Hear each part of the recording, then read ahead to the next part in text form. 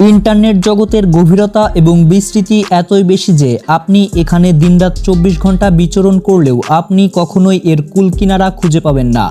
একজন মানুষের পক্ষে কখনোই ইন্টারনেট জগতের সব ভিডিও দেখা সম্ভব না।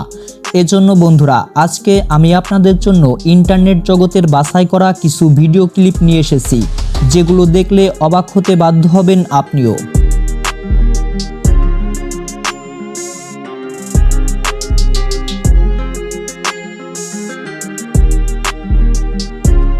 মানুষ শখ করে পশু পাখি লালন পালন করে, আর এই লোকটা শখ করে সাপ পুষে থাকে। দীর্ঘদিন যাবৎ তিনি সাপের সঙ্গে থাকতে থাকতে সাপগুলো তার বন্ধুতে পরিণত হয়েছে।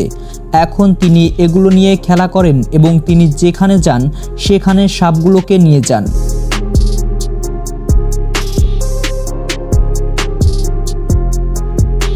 আফ্রিকার এসব ছেলেরা তাদের ইচ্ছামতো কাস্টমাইজ বাইক তৈরি করেছে।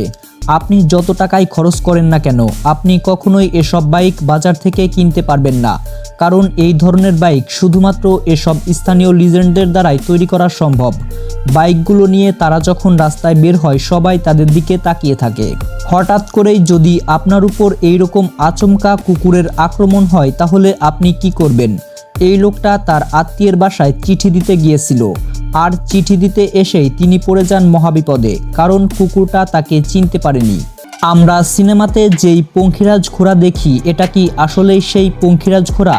হঠাৎ করেই রাস্তার মাঝে এমন একটা প্রাণীর দেখা মেলে, যেটা দেখতে একদম পঙ্খিরাজ ঘোড়ার মতো। যদিও আমাদের পৃথিবীতে এই ধরনের কোনো প্রাণী নেই, তাহলে এটা কি হতে পারে? আপনি ভুলেও কখনো চীনের এই নাপিতের কাছে চুল কাটাতে যাবেন না, কারণ তিনি চুলের এমন সব স্টাইল করে থাকেন যা দেখলে বাইরের মানুষ হাসাহাসি করবে। তবে যারা একটু ইউনিক স্টাইল পছন্দ করেন তারা এই নাপিতের কাছে যেতে পারেন। আশা করি আপনি তার স্টাইল দেখলে হতাশ হবেন না। মূলত তিনি অদ্ভুত স্টাইলে চুল কাটার জন্যই বিখ্যাত।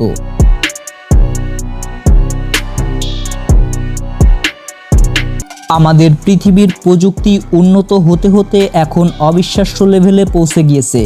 এমন একটা পোশাক তৈরি করা হয়েছে যখন তখন সেটার কালার পরিবর্তন করা যায়, আর পোশাকটির কালার পরিবর্তন করার জন্য ব্যবহার করা হয় শুধুমাত্র একটি রিমোট, মানে পোশাকটি রিমোট কন্ট্রোলেড।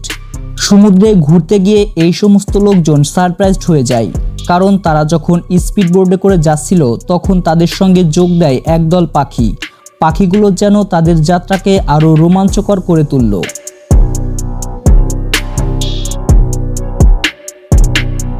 সাত 7353 মিটার লম্বা এই ট্রেনটিই হয়তোবা আমাদের পৃথিবীতে বিরাজমান সবচেয়ে লম্বা ট্রেন।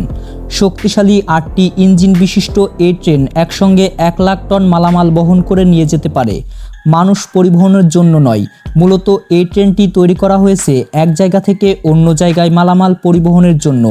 ট্রেনটিতে রয়েছে 682টি বগি।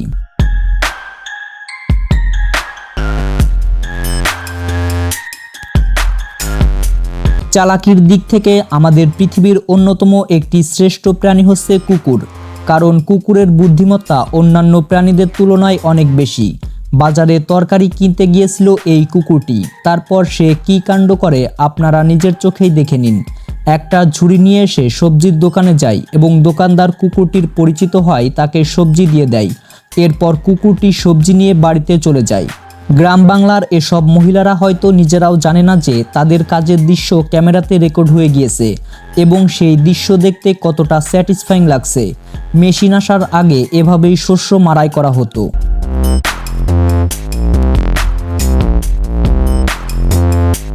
বন্ধুরা দেখুন, এই লোকটার একটি হাত নেই, তবুও তিনি নিজে নিজে কাজ করার চেষ্টা করেন।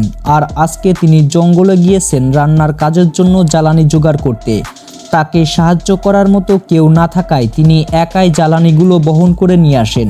তো বন্ধুরা, ভিডিওটি ভালো লাগলে ভিডিওতে একটা লাইক করে চ্যানেলটি সাবস্ক্রাইব করে রাখুন পরবর্তী ভিডিও দেখার জন্য। ধন্যবাদ।